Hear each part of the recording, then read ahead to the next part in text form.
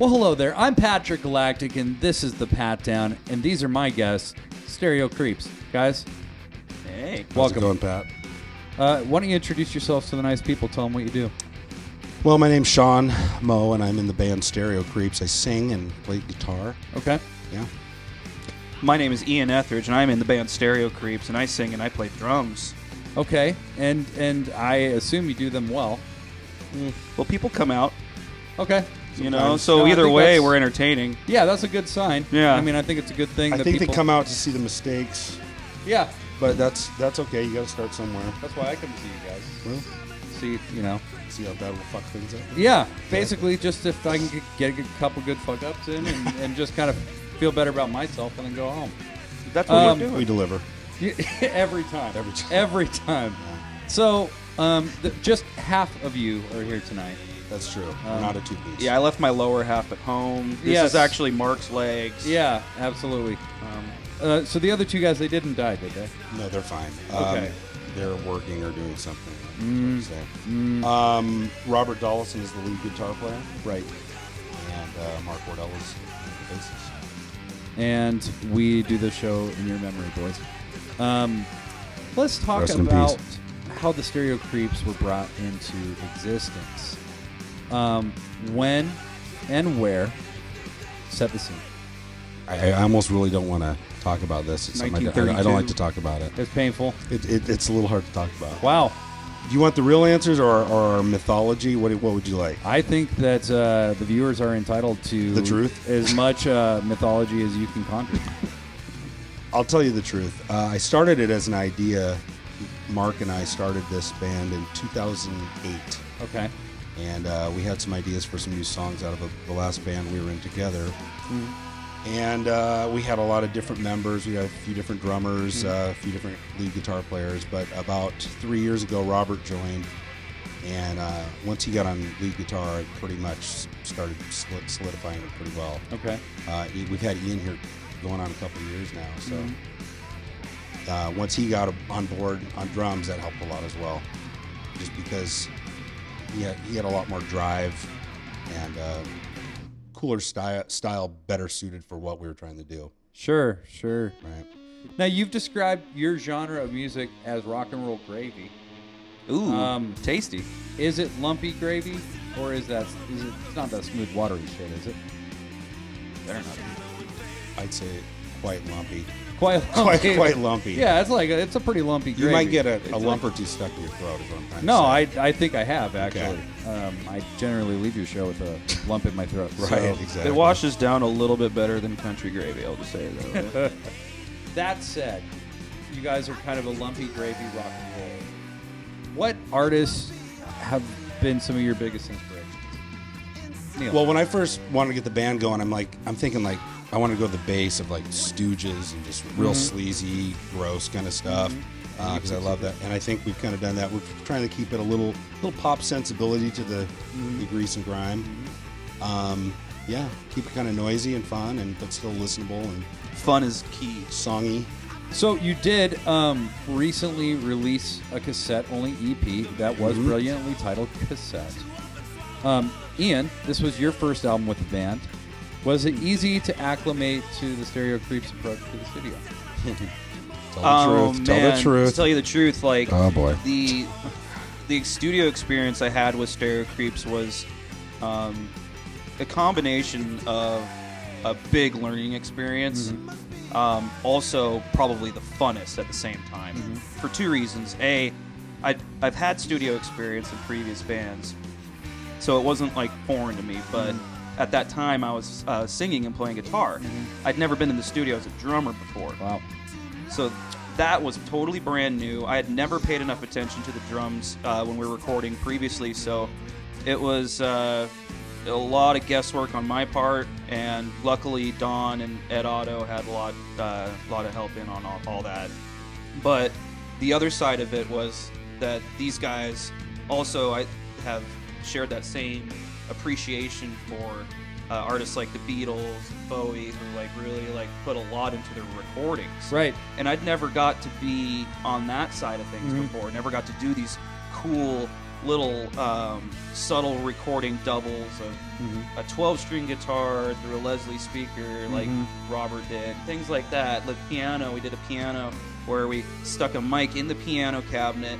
The mic ran through a Leslie and then mic'd the Leslie. Like, I never got to experiment like that. So that was probably like a combination of like the most nightmarish studio experience and the most fun at the same time. Sure. So it was actually it meant a lot to me. We'll get in there and people are just throwing around ideas and we have to be able to go do it. And sometimes we'll grab other people that aren't in the band and go, hey, you can sing higher, run in there. And we tell them to sing parts because we know their voice will match well. We do like stuff like that. So if you hear some female voices on there, like Liz Porcayo of Skies Below and our friend Andrea Hobbs, it's because I drugged them into the studio and said I need some female vocals. Against their will. And they did it. Wow. And they did it. Wow. And we're still friends At somehow. gunpoint, of course. They hated us, but when they heard the songs, they said, no, we like you again. So yeah. It's kind of weird how that works. And there will be laws against that someday. Well, you guys there should be. You guys. So it's important because I think you guys have done something different with the release of your album than a lot of other bands do. You have refused to release it in any other medium besides cassette until the cassettes are gone. Yeah, I mean, I want the cassettes gone before I even think about any other ways to make it available. And it's not like there's that many of them either. Yeah, it's a small amount. I mean, we sold more than half of them already, so there's only a small number of them left anyway. I think there's like 60-something left. Well, and so the importance of people buying this cassette is that you guys pioneered a new audio standard called cassette on compact disc, as I understand it. In the future, you never know what can happen. I mean, that's what the future's all about. Right. So for people to even hear cassette on compact disc, which has never been heard before, right? You first need to sell out of these cassettes. Yeah, we got to get those suckers gone. It's like it's like the real GoFundMe.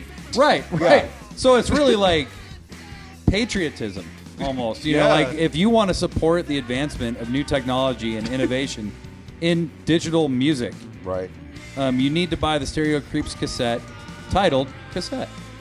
Plus, we can also offer a full EP for $5. Right. And it sounds just as good as it's going to sound on a CD, and it's not because it came from the tape, and it's not because it was mastered in any specific way. It's just that it was done very well by Don and Levi, Earwig and Black Belt, and so therefore. Sean, what's your favorite effect pedal? Tuning pedal? Tuning pedal. No, I don't. I use a tuning pedal, and I use a thing called Dust to Burn, which is basically like an MXR distortion plus 70 style. So that's all I use. So I guess I'll go with my Dust to Burn, made by Craig Markell. Followed up shortly by the tuning pedal. I'd say my favorite tuner, pedal that then the Sean tuner. uses is his tuning pedal. He likes the tuner because it might keep me in tune, maybe. If the Stereo Creeps were a condiment, which would you be? One that throws well. Interesting. I always think that Harder. the yellowy kind of The yellowy. the Dick's, the Dick's tartar. Yeah, I was just thinking of that. Dick's tartar is what Dick's we are. tartar. Yeah, of course it is, right? If you don't live in Seattle, sorry. you really. about I'm sorry. I'm not sorry. I am, but I'm not. How could our viewing audience get their little sausage fingers on a copy of your new EP? Well, it's funny you mentioned that. Yeah. There's a couple shows coming up. We have one in Bellingham on April 23rd at the Shakedown with our friends in Power Hitter. And we have a show with this the 29th of April 29th? Oh. at Slim's. Okay. And the funniest thing is the guy opening the show is named Patrick Galactic. Have you heard of him? Hey, are you guys related? He's good. That is amazing. That is quite a coincidence. Right? It's crazy how shit is, right? Yeah, we're going to be playing April 29th together. We are, with Trees and Timber and Sky Penis. Yeah, Sky Penis. Right? People, Penis of Sky. Sky Penis. Yes. If you need another reason to come to the show, I don't want you there. Because there's a band named Sky Penis playing. And it's going to be an interesting lineup, too. It's got a little bit of everything for everybody, I think. Absolutely. It's well, gonna and be cool. Trees and Timber are the guests have recently been on the show. Right. So it's really like kind of, pat down, very friendly, pat down friendly show. Pat down live. It's a group. Live pat down. Group pat down. Yeah, exactly. Come get patted down. On stage. Well, guys, where can people find you online to learn more about Serial Creeps, if they even want to? Oh, the Facebooks are good. Yeah, the Facebooks are good. Facebooks were on there. I'm on there all the time, being an idiot. And, Kind of, relied on that for most of the outreach, honestly, for the last few years. Go to Facebook. Instagram has some funny little pictures. Yeah, you guys are on Twitter. Yeah, we are. That's what they We are. tell me. Well, we're on Twitter the way where if we post something on Facebook, it goes there. Right. I don't play around with it a whole bunch. My bass player Mark. You don't set Twitter that up. around? I don't Twitter around much. Twitter bait. So if you prefer Twitter, you can write to Stereo Creeps and they will never reply to you. Right. But you can know They're what looking they're for saying that. on Facebook. If you get a hold of us on Facebook, I'll be back to you in like 2 seconds. It'll actually creep you out how quick I get back to He you. is very quick. We were talking on Facebook fast. today. I'm fast. He was. He's quick on the draw. That's what you do when you don't have a life. Well, guys, thank you so much for being on the Pat Down. I really appreciate it. Yeah. And come see us on April 29th at Slim's Last Chance. Is there any final words you have for the audience? Well, I'd just like to tell them, please come and see us on the 29th of April at Slim's. I'm Patrick Galactic. You've been patted down. Sean's dropping shit. Ian, goodbye. Sean, goodbye. You, goodbye.